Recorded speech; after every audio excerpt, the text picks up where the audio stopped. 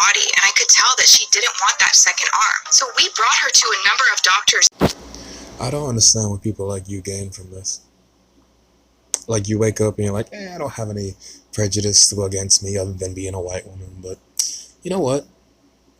Let me make a joke about these people over there who are going through shit that I don't ever have to go through. Yeah, let me just take the piss out of them.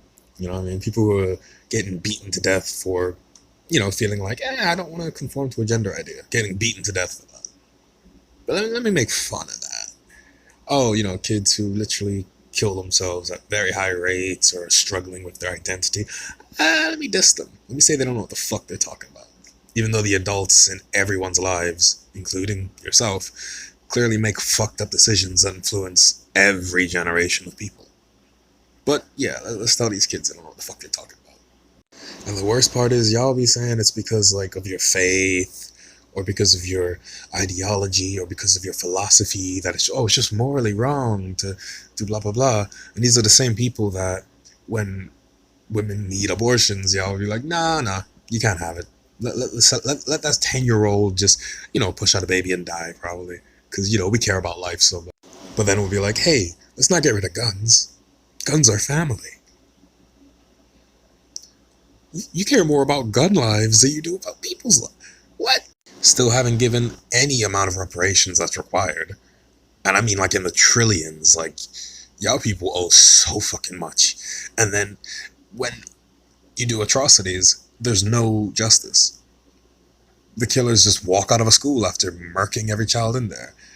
But you're worried about a trans person just trying to exist and not feel like tearing their skin off.